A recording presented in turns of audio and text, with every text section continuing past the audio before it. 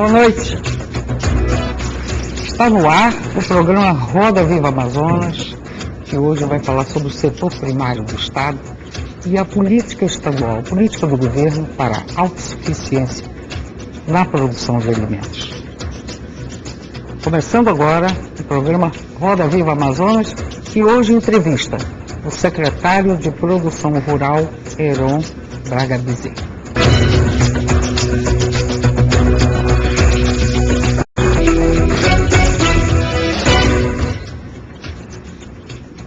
A bancada de hoje para entrevistar o secretário Heron Bezerra é formada pelo presidente da Federação da Agricultura do Estado do Amazonas, Munir Lourenço, o secretário-geral da Federação dos Trabalhadores na Agricultura do Estado do Amazonas, Ricardo Ferreira do Nascimento, e o jornalista Antônio Ximenes. Na caricatura, Rainer Pereira.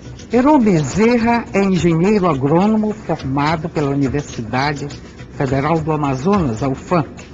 É doutorando em Ciências do Ambiente e Sustentabilidade na Amazônia. Foi professor de Climatologia e Meteorologia no Departamento de Engenharia Agrícola da Faculdade de Ciências Agrárias da UFAM.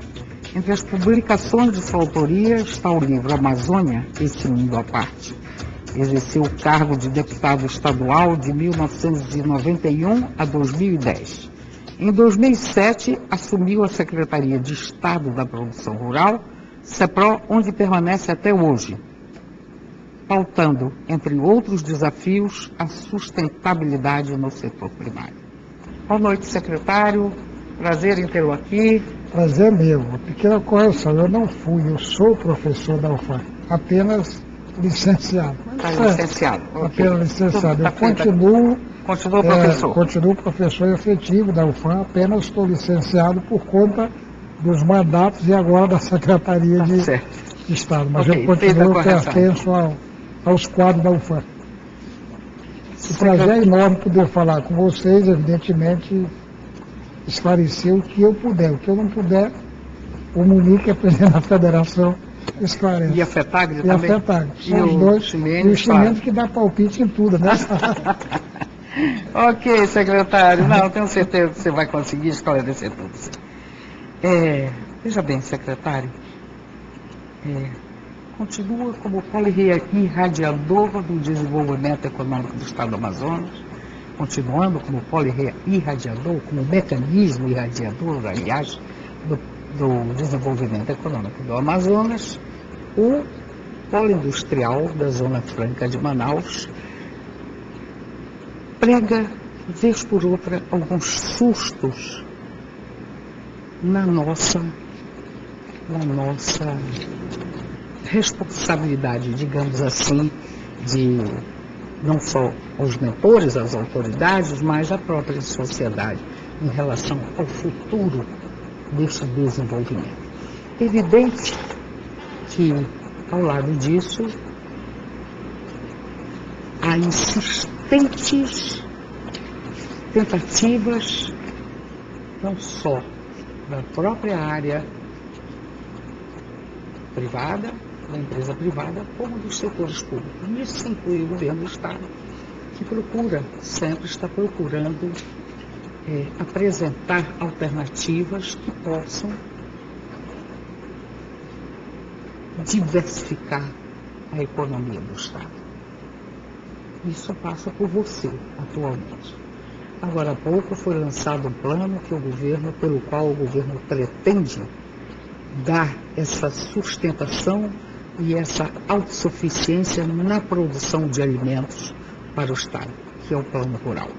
Você poderia falar o que é isso? Do que se trata? Com bastante prazer, até porque essa é uma luta histórica nossa. Mas primeiro me permita resgatar o que você introduziu no debate, que é a questão da Zona Franca de Manaus. A Zona Franca foi criada com 3 pernas, para o polo industrial, o polo agropecuário e o polo comercial. Por razões que o tempo aqui não permitiria discutir, ela ficou, como eu costumo brincar, num livro que nós acabamos de publicar, um outro livro que a gente publicou em parceria com a Fundação Panamazônia. Eu tenho um capítulo em que eu sustento essa tese, que ela virou o Saci Pereira, ficou com uma única perna, que é exatamente o polo industrial. A Zona Franca de Manaus, ela tem uma única perna, que é o polo da Zona Franca de Manaus, chamado PIN, o projeto industrial. Ela acabou com o setor primário, literalmente, e o comércio, por razões óbvias, não pode ser retomado, porque aqui era um modelo de importação de produtos baratos para comercializar no Brasil, que hoje, em decorrência dessa briga de sal da balança comercial, a gente nem sequer vislumbra. A atual administração da SUFRAMA, a justiça seja feita, já nos convidou para abrir um debate e ver como faz com o distrito agropecuário, que é uma grande área, aqui de mais de 500 mil hectares de terra, aqui em Manaus, dentro do município de Manaus, para ver de que maneira nós retomamos isso. Então, a primeira questão é essa. E a segunda, concordar inteiramente com a lógica de que o Estado não pode depender de uma planta econômica, seja ela exuberante ou não, e muito menos uma planta econômica em que nós dependemos diariamente, de manhã, de tarde e de noite, do bom humor de quem estava com a caneta em Brasília. É algo que foge ao nosso controle. Se você perceber, o governador do Estado, a bancada parlamentar, nacional, estadual, municipal, não fazem outra coisa nesse Estado a não ser lutar pela chamada defesa da Zona Franca. É de manhã, de tarde e de noite. Alguém pega gripe em Brasília, tem pneumonia no Amazonas. Cai um chuvisco, todo mundo aqui fica resfriado. Nós não podemos viver dessa maneira. Então, desde que eu cheguei no governo, eu me bato, faço uma cruzada, e não apenas eu, Heron, mas a nossa equipe e os parceiros, a FETAG, a Federação da Agricultura, CONAB, todos os órgãos que atuam nesse setor, debatendo alternativas. O que é o que nós chamamos de alternativa? Qual é o grande problema da Zona Franca de Manaus? É que ela não industrializa a matéria-prima local. A Zona Franca de Manaus só industrializa bens que nós não produzimos. Então você pode produzir televisor, motocicleta, relógio, em qualquer lugar do mundo, e também na Zona Franca de Manaus. Mas não é um privilégio nosso, porque essa matéria-prima, você compra os chips, não sei de onde. Só um minutinho. Nunca esquecendo de que o modelo Zona Franca é um modelo importador. Sim, exatamente. Então nós importamos a matéria-prima, fundamentalmente, né? Principalmente a parte mais cara. Ficaria muito difícil. Exatamente, principalmente a parte mais cara, que é a tecnologia, que é a inteligência do sistema, seja de computadores, seja de eletrônicos, e pode se montar em qualquer lugar do mundo. Portanto, longe de mim, de qualquer um de nós aqui, questionar a importância da Zona Franca de Manaus para a nossa economia. Não é esse o debate. Agora, nós não podemos ser ingênuos de não apresentar as vulnerabilidades dela, porque esse é o problema que, lamentavelmente, nunca se cuidou a sério. Vamos ser sinceros também. Nunca se cuidou a sério. E o que é cuidar a sério? É você pegar nossa matéria-prima regional e dar um tratamento diferenciado. Nós partimos dentro do Amazonas Rural da seguinte lógica: não há contradição entre produzir e preservar. Porque muita gente apresenta e procura estabelecer essa aparente contradição que não existe, que aliás é o centro da minha tese de doutorado, é exatamente isso, é demonstrar que não há contradição entre produzir e preservar. E que não há possibilidade de ter desenvolvimento sem sustentabilidade e nem sustentabilidade sem desenvolvimento. Se eu não combinar esses dois fenômenos, eu não vou a lugar nenhum. Então, o programa Amazonas Rural parte exatamente dessa premissa. E a partir daí, o governador Omar Aziz nos convocou a todos para elaborar uma proposta que pudesse enfrentar esse problema que você introduziu. Tornar o Amazonas autossuficiente, verticalizar a nossa produção, agregar valor ao produto primário, criar oportunidade de emprego no interior do Estado. Renda. Gerar renda. Porque como é que você pensa em gerar renda em Boca do Acre? Como é que você pensa em gerar renda em Anamã? em Erunepé, em Guajará, em Carauari, em Parintins ou em Taquatiara. Secretário. Não é com a Zona Franca de Manaus, Distrito 7. Até porque não há abertura para lá. Exatamente. Secretário, antes de abrir o debate para os nossos entrevistadores, só uma última perguntinha dentro da pergunta inicial que eu fiz a você. Aplicação do plano rural é para já, é curto, médio ou longo prazo? O Amazonas Rural ele é focado no médio, curto e médio prazo. E essa é a primeira questão que eu gostaria, se me permite, exatamente explicar. A primeira tentativa de produzir, de desenvolver o setor primário no Amazonas, não é privilégio nosso, é de um governador da época colonial, chamado Lobo da Almada. Esse cidadão, que a primeira obra, próxima obra da CEPRO que nós fizemos, eu vou homenagear com o nome dele, é um português, que foi um dos últimos governadores coloniais do Amazonas. Aí nos idos de 1700, 1800, 1790 já. Ele fez agroindústria no Amazonas. Ele introduziu a pecuária no Rio Branco. A pecuária que hoje existe na região do Rio Branco e Roraima foi introduzida por ele em 1790. Chamava Lobo da Almada. Fez agroindústria de redes, fez ladrilho em Barcelos, tinha fábrica de ladrilhos em Barcelos. Ou seja, ele fez uma estrutura econômica aqui razoável. Então, o Lobo da Almada foi o primeiro a realmente meter a mão na massa, como se diz, a pensar estrategicamente. De se preocupar estrategicamente com a navegabilidade também. Exatamente. Ele se preocupou estrategicamente em como criar uma base econômica numa região que era floresta, né? Hoje nós não temos mais só floresta, mas nós estamos, em certa medida, recuperando lá o nosso Lobo da Almada, para você ter uma ideia do tamanho da encrenca, né? Ele fez várias agroindústrias nesse estado, várias, de vela, de ladrilho, de rede, de tapeçaria, fez um estrago, no bom sentido, do que eu tenho. Portanto, eu vou homenagear na primeira obra, a próxima obra grande que nós fizemos, eu vou homenagear o Lobo da Almada com o nome, porque ele foi precursor do que nós estamos tentando fazer hoje. Depois vieram outros programas, do Lindoso, que você conhece melhor, PDRI, que são programas. Depois tiveram tentativas de projetos pontuais. E qual é a diferença do Amazonas Rural para as outras experiências? É que eles não eram programas. E eu disse isso a vida inteira.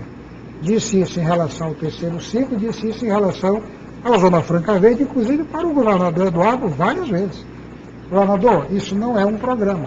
Isso é uma ideia, é uma filosofia, muito bem, mas não é um programa. Porque programa tem que ter orçamento, tem que ter prazo e tem que ter meta. Governador Eduardo e o governador Omar. E o governador, que era o vice-governador na época, eu disse para eles várias vezes. E o Omar, depois que já virou, antes de virar governador, ele uma vez conversando comigo disse, realmente depois que você chegou no governo, começou a teorizar essa questão, nós compreendemos melhor que isso não era um programa. Porque programa tem que ter isso que eu estou lhe dizendo.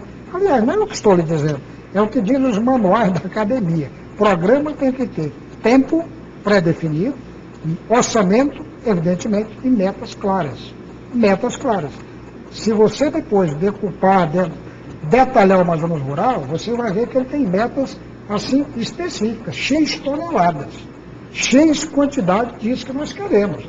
Se nós vamos alcançar, a encrenca que vai dizer, né? Os orçamentos que nós vamos viabilizar, a capacidade técnica nossa que vai responder.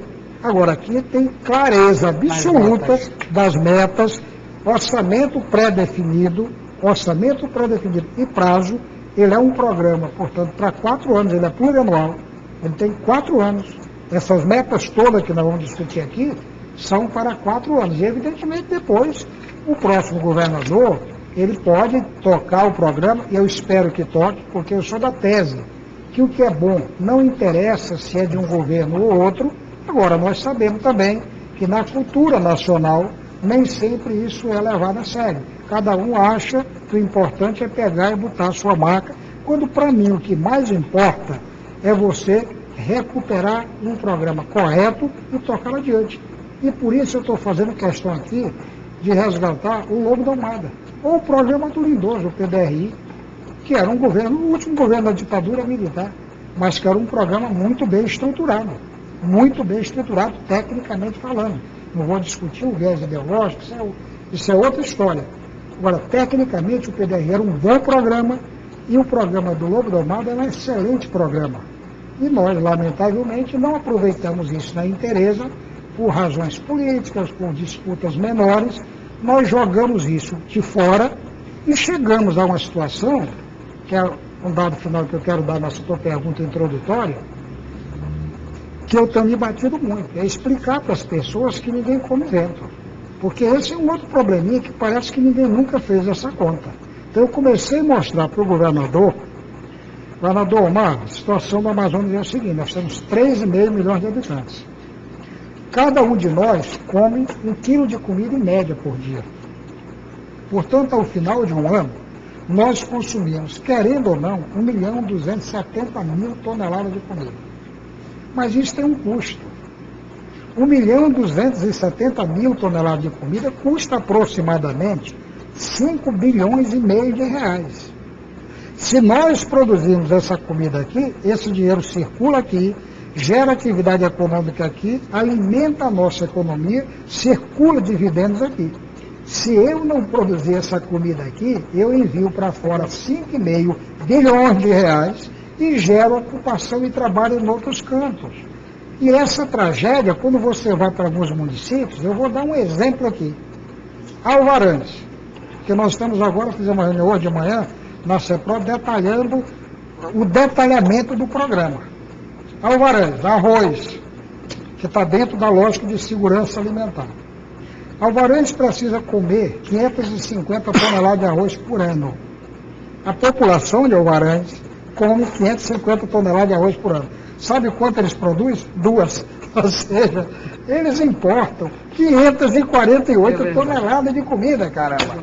Como é que alguém pode viver dessa maneira? Mandando dinheiro para fora, a coisa que ele pode produzir na base sem nenhuma dificuldade. Secretário, eu queria aproveitar que o senhor falou em produção de alimentos.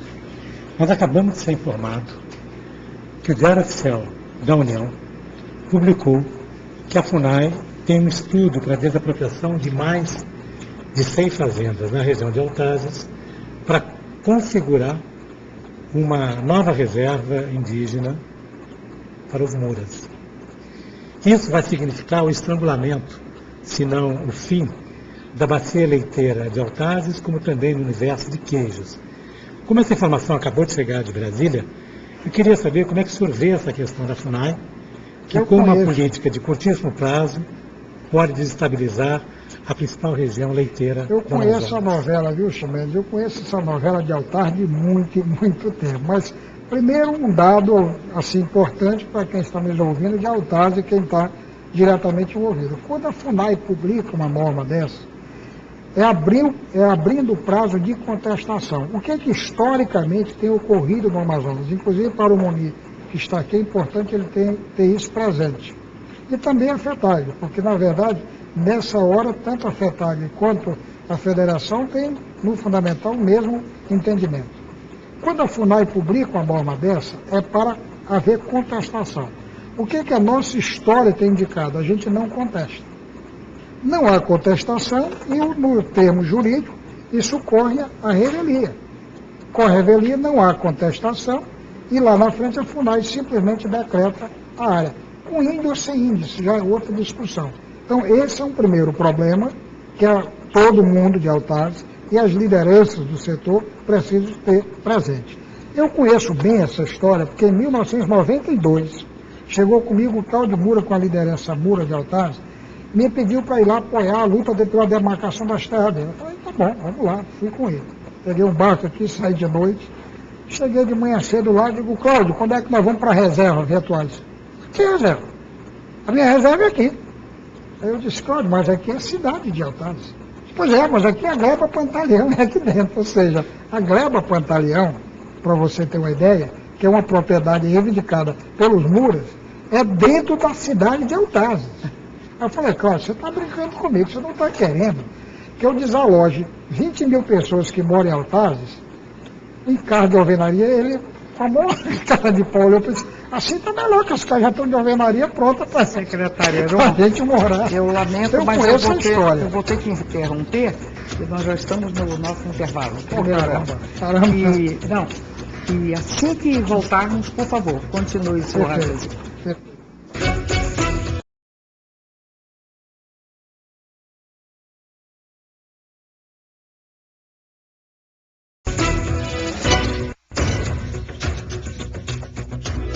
Estamos de volta com o programa Roda Viva Amazonas, entrevistando hoje o secretário de Produção Rural, Heron Bezerra.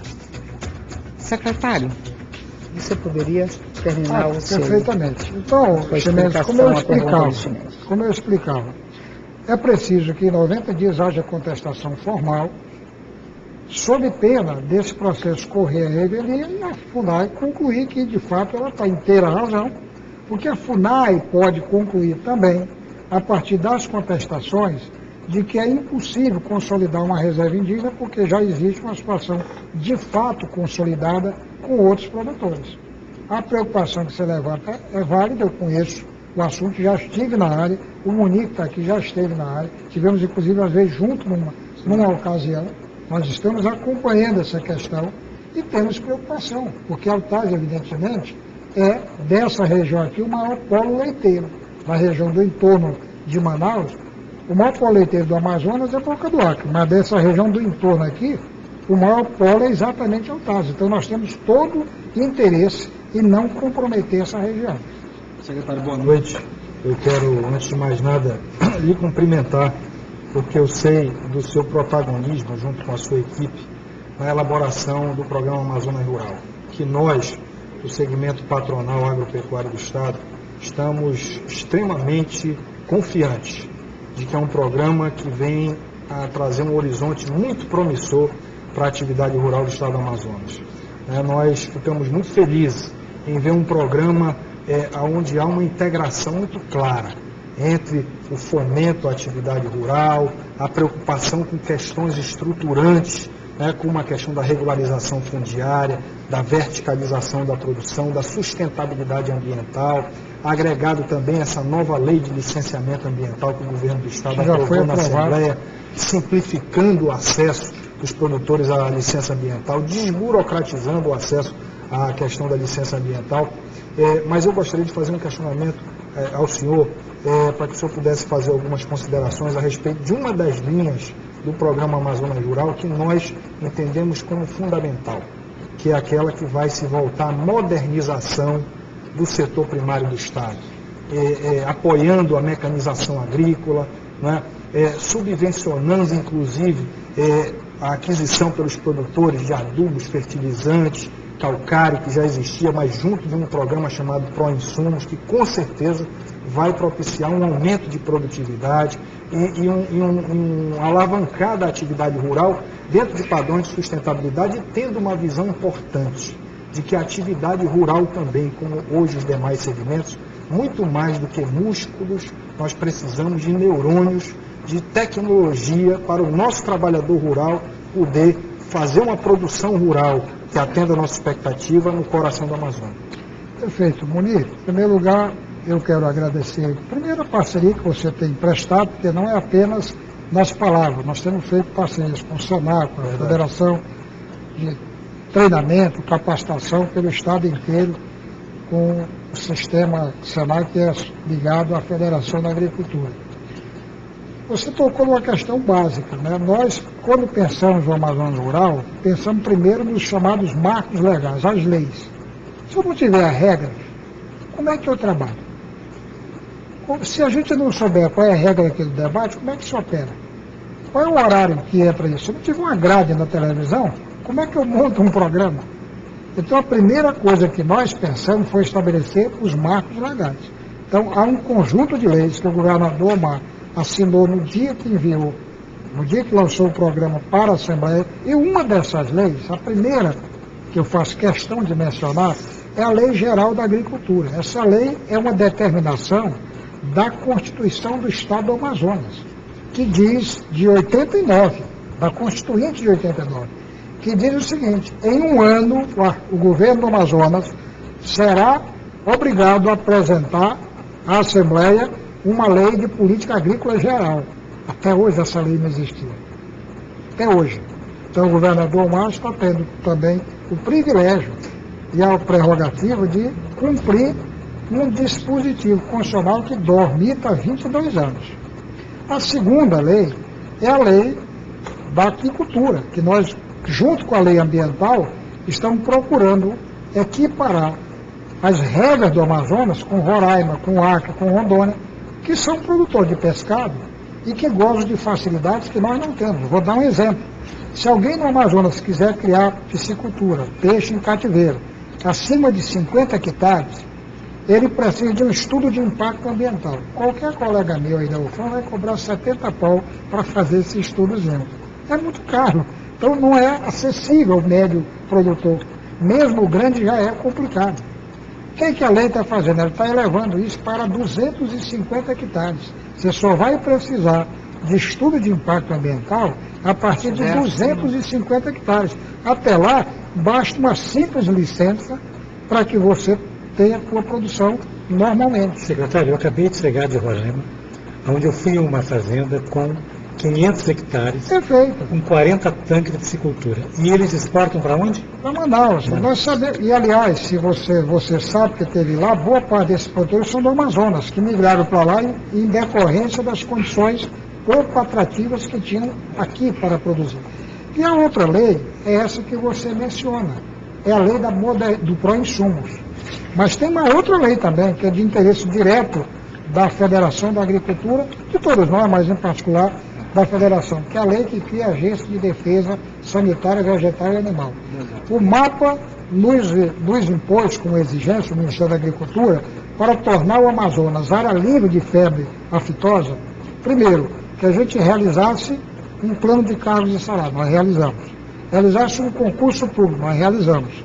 E que criasse uma agência de defesa, nós acabamos de enviar para a Assembleia. Portanto, o Amazonas cumpriu todas as etapas exigidas pelo MAPA para tornar o Amazonas área livre de febre aftosa e modernizar a pecuária. O que é modernizar a pecuária? Nós queremos saltar de 1,5 milhão de cabeças aproximadamente que nós temos para 4,5 sem tirar um pé de planta, apenas manejando tecnicamente. Porque hoje nós criamos um animal por hectare, mas eu posso criar 3 no mínimo apenas com tecnologia. Eu não preciso tirar mais mata, basta eu modernizar, mecanizar, adubar, equipar, fazer pastejo rotacionado, melhorar a genética, que eu possa evoluir para 3 cabeças por hectare. Ou seja, nós podemos ir a 4,5 milhões de cabeças, o que significa dizer 4,5 bilhões de reais. Que aí vamos começar a fazer conta. Só me permite, Ricardo, concluir o raciocínio para você já pegar. Nós podemos chegar só na pecuária 4,5 bilhões de reais, que é riqueza para o PIB do Amazonas. E esse projeto é exatamente o que nós queremos mostrar para as pessoas.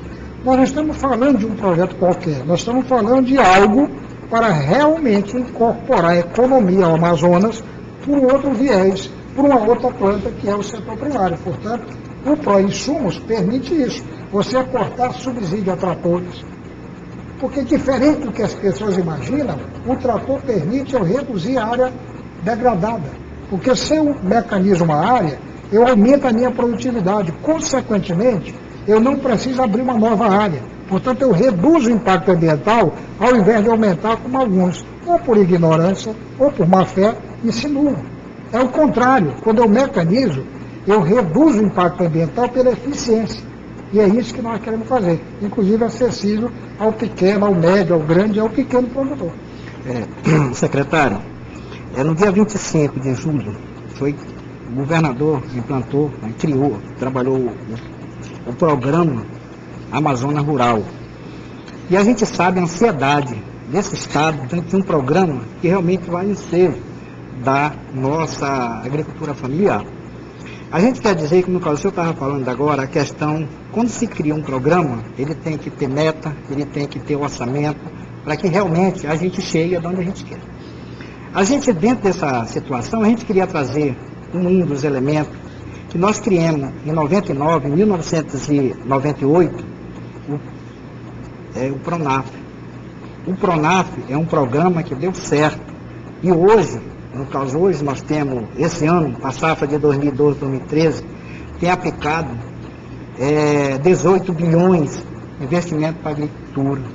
Então, assim, nós estamos discutindo esse contexto, nesse momento, nesse novo momento, de um programa de governo que se está trabalhando, está desenhando, está construindo, acho que esse que é o papel, construindo. A gente também queria resgatar um pouco, secretário, como é que ficam os nossos conselhos de desenvolvimento rural municipal nesse estado, porque ele foi um grande parceiro nas políticas públicas do governo federal lá atrás, e a gente até por uma situação, a gente não vê mais isso está funcionando. Então, para nós, o resgate dos conselhos de desenvolvimento rural municipal, para esse estado e para um programa que está se implantando agora, seria de fundamental importância para que a gente construísse junto. Né? E aí nós, do movimento social, queremos também nos dispor e trabalhar alguma situação, agora estava falando com o nosso presidente Muniz, que lá atrás, quando a gente trabalhava nesses conselhos, tinha muito mais facilidade das políticas públicas realmente chegar nos municípios, entendeu? E de lá para cá, quando foi criado o território da cidadania, como o senhor bem sabe, o que acontece? A gente deixou de usar mais os conselhos municipais e trabalhei no conselho estadual, onde trabalhamos a questão no colegiado. E nós temos a discussão nacional para que a gente resgate de novo esses conselhos no município, para que a gente, junto com essas políticas de governo, né, tanto federal como estadual, porque o conselho ele é paritário, a gente sabe que está de uma representação de tamanha importância. E aí, nesse momento, a gente queria aclamar, entende, a Secretaria e o governo, para que a sociedade civil também participasse nesse momento desse projeto, desse programa, que para nós é uma ansiedade, entende? Para nós, de estar trabalhando isso, realmente para que a gente veja os frutos de um programa que a gente acha de tamanha importância. Tá, perfeito, Ricardo. Deixa eu só tentar traduzir algumas coisas, porque quando a gente começa a falar sigla, né, o pessoal que está em casa certamente dá uma viajada legal, né? O PRONAF é o Programa Nacional de Agricultura Familiar. Esse é um dado fundamental para a gente. O PRONAF? É o Programa Nacional de Agricultura Familiar. Isso é uma questão fundamental para quem está nos ouvindo entender. Hoje o Brasil não tem problema de dinheiro para a atividade produtiva. Isso já é uma pauta do passado. Isso é uma pauta do passado. O PRONAF tem 18 bilhões e o Plano Safra do mapa do Ministério da Agricultura tem 112 bilhões. 112 bilhões de reais. Para você ter uma ideia, nós temos 120, 130... O que falta é efetivamente projetos. Isso. O que falta é exatamente meter a mão na massa, como se diz. Por exemplo, projetos. Claro, por exemplo. E aí o Ricardo levanta uma questão que para nós não é secundária, é importante, que é a transparência disso e a democratização. Porque à medida que os conselhos municipais, os conselhos estaduais e principalmente o municipal, que é composto pela prefeitura, pelo sindicato, pelos órgãos nossos do IDAM, enfim, entidades civis organizadas e também as entidades institucionais, a hora que esse pessoal tem esses programas na mão, a transparência se efetiva e nós podemos aplicar com melhor eficiência esses recursos, que são muito vultosos. Nós não temos, eu vou repetir, problema de recursos hoje no Brasil para a atividade produtiva. Por isso que quando a gente fala que o Amazonas Rural pretende aplicar R$1 bilhão, isso para nós é troco, porque não é esse o problema nosso. Nós não temos dificuldade de canalizar recursos. Nós acabamos de obter uma linha de financiamento no crédito emergencial, crédito especial, de R$350 milhões, com juros de 1% ao ano e 40% de desconto para o agricultor familiar. Se ele, para 10 anos para pagar. Se ele pagasse passado no tempo devido, ele tem 40% de desconto. Ou seja, é de uma generosidade a coisa espantosa. E isso está sendo cadastrado. Nós temos, nesse momento que eu falo aqui com vocês, 30 mil? Nós já temos 40 mil pessoas cadastradas. 40 mil. A gente tinha 30, já chegou em 40, vai ter, evidentemente, corte aqui, corte acolá. Podemos ter aí, no mínimo, 30 mil pessoas realmente financiadas, injetando 150 milhões, 200 milhões na economia amazonense, nessa linha da agricultura familiar. E esse detalhe que o Ricardo levanta é também muito das políticas públicas voltadas para a infraestrutura. Então, por exemplo... Eu queria colocar para o senhor quantas casas para agricultores no âmbito rural foram construídas até hoje. Nós já temos contratadas 5.000. Já inauguramos 2.500, está sendo feito mais 2.500 e já contratamos. Agora estamos em fase de contratação de mais 1.000, especificamente para seringueiros, que é um dos projetos do Amazonas Rural, exatamente revitalizar a borracha. Então, com muita gente já não tem aonde morar, o seringueiro abandonou a casa, abandonou o seu local, nós estamos construindo casa para atrair mais seringueiros. A questão do conselho que ele colocou. A questão do conselho é exatamente isso. Não é apenas, evidentemente, esse dinheiro geral.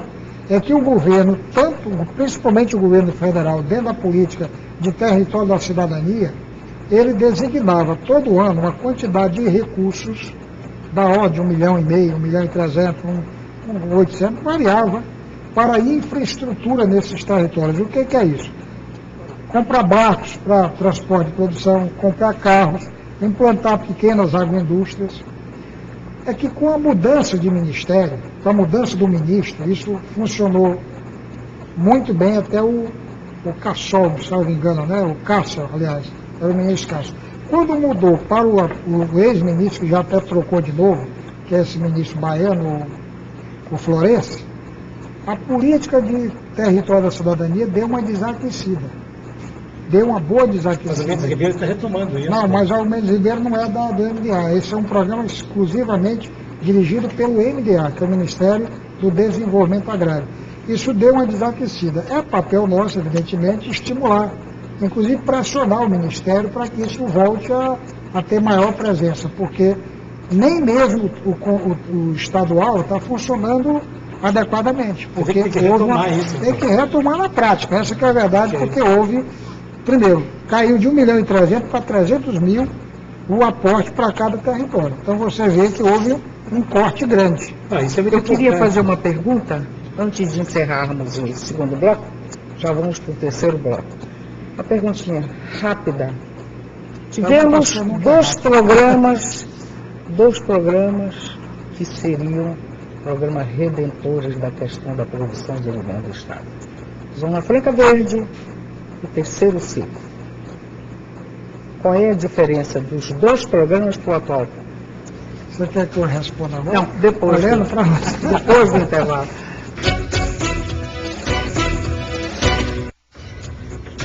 Estamos de volta com o programa Roda Viva Amazonas, agora já para o terceiro bloco, terceiro e último bloco. Reapresento a vocês a bancada de entrevistadores. Munilo Lourenço, presidente da Federação da Agricultura e Pecuária do Amazonas. Ricardo Nascimento, da FETAGRE, os trabalhadores da agricultura do estado do Amazonas, o jornalista Antônio Ximenes, e na caricatura temos Raine Pereira. Nós estamos entrevistando o secretário de Produção Rural do Amazonas, Heron Bezerra. Está lembrada a minha pergunta? Muito bem, né?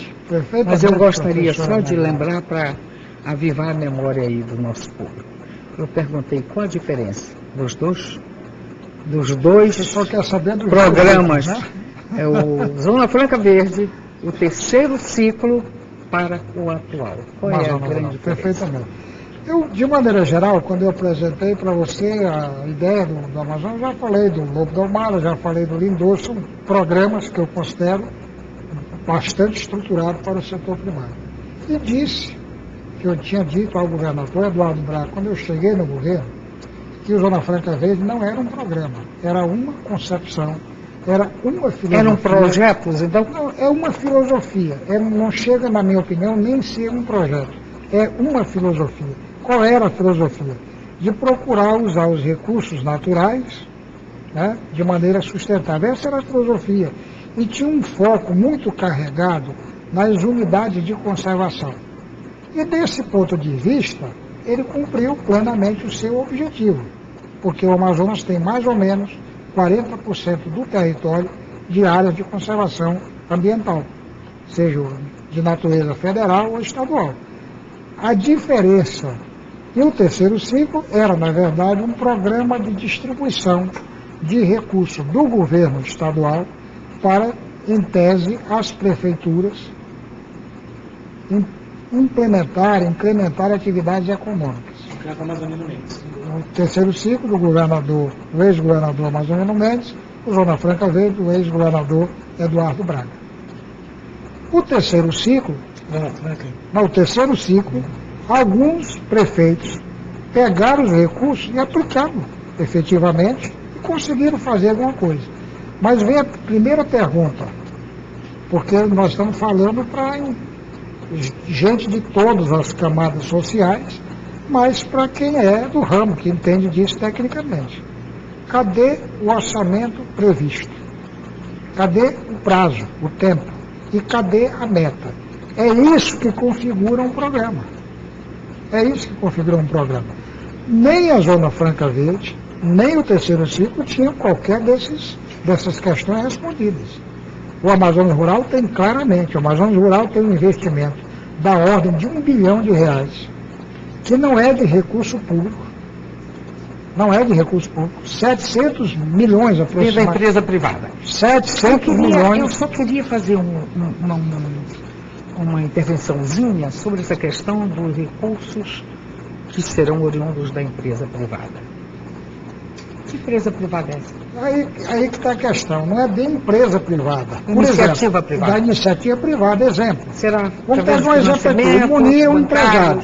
O Muni quer montar em Altaz um grande laticínio que custa 2, 3 milhões de reais.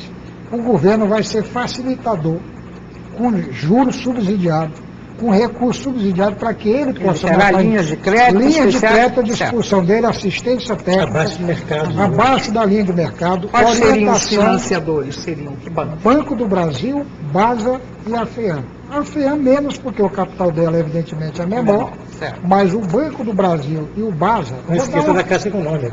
Mas a Caixa não tem, infelizmente, muito foco na área do setor primário do Brasil inteiro, nem no Amazonas. Ela opera mais na habitação. Eu vou dar um exemplo. O Banco do Brasil tem 800 milhões para aplicar no Amazonas. 800 milhões. E o Banco do Brasil não tem teto. Não tem teto. Para você ter uma ideia, como eu dizia agora há pouco, que o nosso problema, desde o governo Lula, justiça seja feita, não é mais recurso. É ter capacidade de aplicar esses projetos. Então, recursos nós vamos, 700 milhões aproximadamente, virão de financiamentos, que empreendedores privados, individuais ou coletivos, tomarão para animar determinadas cadeias. 200 milhões virão de parcerias, nós já temos 150, a CEPROTEM, em convênio de 150 milhões de reais.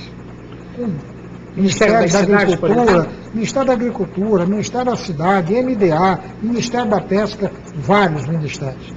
Fundo Amazônia, nós estamos fechando agora um convênio não, uma parceria com o Fundo Amazônia, que é bancado por dinheiro da Noruega, da Finlândia, etc., de mais ou menos 60 milhões de reais para o extrativismo, modernização da piscicultura. E 100 milhões é o que o Estado vai aportar efetivamente. Para você ter uma ideia. Então, é um programa completamente diferente de tudo, porque quando eu entrego algo sem nenhuma contrapartida, dizia minha velha mãe, quem atira com a pólvora alheia não toma chegada. Mas é para Você está entendendo como é que é a história? 276 mil pessoas que vivem no campo, que são postos de trabalho. Aliás, esse dado, se me permite, eu até agradeço a lembrança, que me permite aclarar uma coisa. O censo do IBGE de 2010, que acaba de ser publicado, diz o seguinte: no Amazonas, os setores mais dinâmicos da economia, com maior geração de postos de trabalho, setor primário, 276 mil postos de trabalho. Comércio, 206 mil no estado inteiro. E a indústria de transformação, 147 mil postos de trabalho. Serviços, salvo engano, está... Não, isso não estão aí. Por exemplo, prefeituras, governo não está aqui. Então vamos comércio mesmo. São 206 mil postos de trabalho. Portanto, o setor que mais gera posto de trabalho no Amazonas é o setor primário. E, lamentavelmente, esse setor vem sendo secundarizado há muito tempo. E, portanto, o Estado está perdendo uma grande oportunidade. Eu dei o dado da pecuária. 4,5 bilhões você pode gerar só com gado.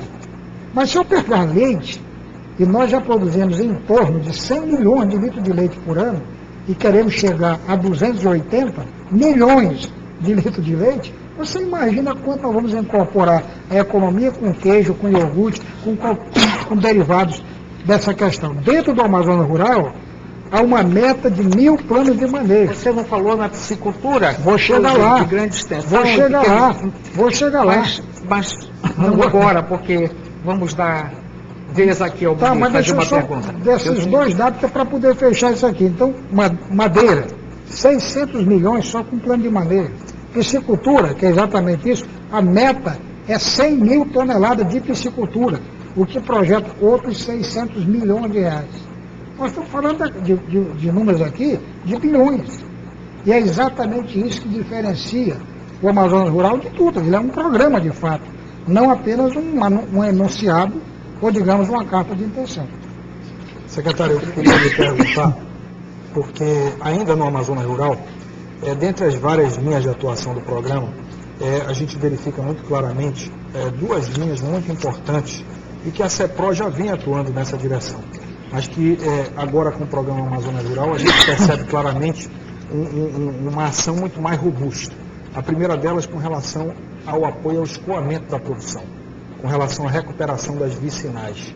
Eu queria que o senhor fizesse algumas considerações a respeito desse trabalho que vai ser desenvolvido, tão importante no âmbito do Amazonas Rural. E também pegando o gancho no que a Ermengarda já tocou, a gente sempre esteve convencido que o Amazonas tem uma vocação natural de ser um grande produtor de peixe da piscicultura.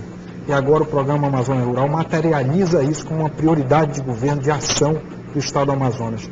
Se o senhor pudesse falar as estratégias que estão previstas no Amazonas Rural para transformar o Amazonas num grande produtor de peixe da piscicultura. Quantos quilômetros vicinais já foram construídos e quantos quilômetros devem ser construídos? Ótimo. Então aproveito a carona dos dois e faço uma terceira perguntinha.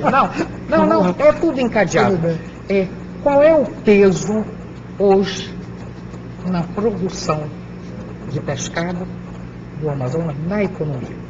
Qual o peso atual? Peso econômico. Okay. Peso econômico. Vamos lá. Porque vou começar se tem dados muito soltos, secretário. Eu vou começar pela mais recente, que é a tua, porque, como diz a Bíblia, os últimos serão os primeiros. Eu estou nessa fase. Então, você está bíblico. Tá bom. Sem comentário, sem comentário. Vamos lá. O Amazonas produz, atualmente, mais ou menos 180 mil toneladas de pescado extrativo. O que é pesca extrativa? Pescado. Dessas, aproximadamente 80 mil entram no mercado. Se você for consultar os dados estatísticos, vai encontrar esse dado. Daí a confusão que eu estou falando. 80 mil. Por quê? Porque a chamada pesca de alto consumo, que é aquela que o caboclo pesca para comer, ela não é contabilizada, porque ela não faz desembarque em porto para comercialização. E os expertises não levam isso em conta, só que nós levamos. Então nós temos isso contabilizado. Então o Amazonas produz 180 mil toneladas aproximadamente de pesca extrativa. 80 mil entra no consumo, desembarque em Manaus, interfere lá nos portos, e 100 mil é consumida no interior da Amazônia para alto consumo, do Amazonas para alto consumo. Nós temos o maior consumo de pescado do mundo. O amazonense consome 54 quilos de peixe por ano, contra uma média nacional de 7 quilos. Muito bem, então se eu multiplicar 180 mil toneladas, né, pegando um preço médio de, sei lá, 3 mil reais, porque eu estou aqui falando de tambaqui, pacu, matrinchã, surubim, enfim, que são peixes muito caros. Então, se eu pego uma média maior de 5 mil, e multiplicar por 180 mil toneladas, eu estou falando de 900 milhões de reais aproximadamente. E se eu pegar as outras 15 mil toneladas que a piscicultura já produz, eu estou falando, portanto, de mais outros 15 mil vezes 6 mil, que a piscicultura 6 mil, a média você vê 80 milhões de reais. Então eu estou falando de quase 1 bilhão de reais que eu já tenho de pescado, não é coisa pequena. Nós queremos botar 100 mil, completar na piscicultura. Por isso eu separei essa conta, porque o que nós queremos chegar é em 100 mil toneladas da piscicultura. Produzindo no estado inteiro, mas estruturando fundamentalmente 5 grandes polos. Um polo será o entorno de Manaus, que terá como base Manacapuru, a terra aqui do Ricardo. Itabatinga. Por que Manacapuru? Porque Manacapuru já tem uma estrutura montada de frigoríficos, de grande expertise lá. Nós temos em Manacapuru capacidade instalada para 5 mil toneladas de pescado, para você ter uma ideia. Já tem hoje. O segundo polo será na região do Alto Solimões, que é Tabatinga. O terceiro polo é no Alto Purus, que é Boca do Acre. O quarto polo é no Madeira, na região de Humaitá, onde nós já estamos estruturando todo um centro, laboratório, estação, um parque, toda uma estrutura está sendo montada. Preparando para exportar já em grande quantidade. Já para a China. O foco é China, porque tem muita gente querendo comer lá. Mas quem quiser comprar. Mas eu sei, eu acabei de voltar da China, que lá a quantidade que colocar tem mercado. E o último polo é o do Baixo Amazonas, que terá Parintins como sede. Então, esses 5 polos não serão eles os únicos a produzir pescado. Nós já construímos 14 estações de alevinagem, onde você produz o alevino. Já tem construída 14. Quantos milhões de alevinos? Nós produzimos já hoje no Amazonas mais de 35 milhões de alevinos, para você ter uma ideia. Nós temos uma grande centro em Balbina, aqui em Figueiredo, que é o maior do país. E vamos produzir peixe no lago de Balbina. Aquela tragédia que você acompanhou bem, todos nós acompanhamos bem, que foi a tragédia da barragem de Balbina, nós vamos fazer agora do limão a limonada.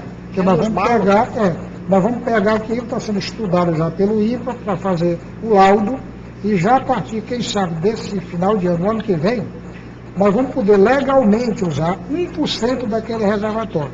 Sabe quanto dá 1% daquele reservatório? 2.300 hectares. Sabe quanto você produz num hectare de lâmina d'água? 500 toneladas. Eu posso produzir ali 500 mil, 1 milhão de toneladas se eu quiser. Eles são gigantes. Não, Agora, eles deixam até um tempo. Dá para lembrar a pergunta dos dois, que eu peguei carona? Não, a pergunta dele, eu vou voltar, que eu estou indo de trás para frente, como você viu, para chegar em Vicinal. Tá certo. A meta do Amazonas Rural é exatamente, é uma lógica do Amazonas Rural, são ações estruturantes e metas concretas. Por quê? Porque nós não podemos resolver nenhum problema numa meta se eu não tiver resolvido a parte estruturante. Eu comecei falando de leis, mas eu poderia falar dos projetos de pesquisa, que, enfim, e, claro, da infraestrutura de vicinais, que é como eu vou escoar. Mas não só em terra. Já está sendo construído 2 barcaças de 80 toneladas cada uma para fazer o escoamento da produção para cima e para baixo. Secretário, nós queremos também tratar aqui já a questão da produção e dizer a questão. Nós estamos discutindo a questão do setor primário, mas a gente acha interessante como é que a gente pode estar trabalhando a questão do secundário e o terciário, para que aí a gente amplie esse quadro. Mas dentro dessa pergunta, a gente também queria discutir, e está fazendo a pergunta para o senhor, sobre a questão do PAA, Programa de Aquisição de Alimentação, que é da Conab, e hoje a gente sabe que o Estado, a Secretaria também vai operacionalizar essa política direcionado à questão do cadastro das famílias, da aquisição de alimentação também para o Estado, onde a Conab não está. Perfeitamente. Nós vamos operar, Ricardo, 32 municípios. Vamos comprar de qualquer produtor e vamos entregar a produção para entidades filantrópicas. Então, o problema também de comercialização não existe mais. Nós temos recursos suficientes para comprar de qualquer produtor, através de sindicato, de cooperativa ou não individualizado, e entregar para as entidades. Da mesma maneira, no secundário e terciário, que é exatamente a produção de agroindústria, faz parte do Amazonas Rural. O Amazonas Rural tem, como filosofia, uma política de agroindústrias que permite exatamente agregar valor, verticalizar a produção. Agora, nada disso vai ser possível ser feito se a gente não tiver orientação técnica. E nós estamos criando, dentro do Amazonas Rural, uma coisa inovadora no Brasil inteiro. tal qual o Bacalhau da Amazônia, que é a experiência única do Brasil e na América do Sul, nós estamos criando residência agrária. O que é isso? Recém-formados, agrônomos, veterinários, zootecnistas e técnicos de nível médio, nós estamos contratando, através de bolsa da FAPEA, em parceria com a CEPRO, 170 técnicos. Nós vamos colocar de uma única vez no campo do Amazonas a metade de todos os técnicos que o IDAM tem em toda a sua história. Você pretende com isso substituir a ausência ou melhor, suprir a ausência do sistema BICAR? Exatamente. Você conhece bem, porque você tem origem, estudou muito essa questão, a Emater foi extinta, desmontadas, o IDAM tem muita dificuldade pessoal e nós vamos suprir parte dessa deficiência com 170 técnicos de uma única vez. Portanto, quando a gente fala que o Amazonas Rural tem integração, é dessa maneira, nós temos começo, meio e fim. Tudo vai ser resolvido? Eu não vou dizer isso para vocês. Eu sou um profissional, sou um pesquisador da área, portanto eu tenho muita responsabilidade. Agora nós podemos ser cobrados, porque nós estamos dizendo com clareza qual é a nossa meta. O governador, aliás, já marcou para o ano que vem, em julho, no ETAF, no quarto ETAF, que é o Encontro de Trabalhadores da Agricultura Familiar, que nós inauguramos em 2008. No quarto ETAF nós vamos prestar conta. Está aqui. Mas a nossa meta era X, nós chegamos já até aqui. Nós vamos chegar em 2012, 13, com todas as metas? Claro que não, o programa é para 4 anos. É para 4 anos. E, evidentemente, eu espero que seja para muito tempo. Que os próximos governadores se estruturem, modernizem, corrijam o que eventualmente estiver errado e toquem adiante. Obrigada, secretário Heron Bezerra, desejando sucesso absoluto no cumprimento do programa Amazonas Rural. Quero agradecer a sua participação aqui, pelos esclarecimentos, pela entrevista. E tenho a impressão que teríamos que fazer um outro programa para falar de abastecimento. Um setor importantíssimo dentro da sua pasta que não podemos dissecar. Mas isso fica para o próximo programa. É porque essa pergunta dele é exatamente abastecimento. Exatamente. A gente compra e pode mandar para Obrigada, Munir, pela sua participação, ao Ricardo, aos Benes e o Raina Pereira, aliás. Raina Pereira. Raina. Você me deixou bem mais feio do que eu sou. Olha só, rapaz. Não, o cara deixou bonito aqui, viu, Ricardo? Você gostou. Cadê uma carregada, meu amigo? Obrigada a você também que está em casa. Para você entender, eu não pinto o cabelo, é preto assim mesmo, viu? Telespectador, muito obrigada pela sua audiência. Não esqueçam que esse programa vai ao ar todas as quintas-feiras, às 10 da noite. E temos um horário alternativo de domingo, também, às 10 da noite. Obrigado a todos e até a próxima quinta-feira.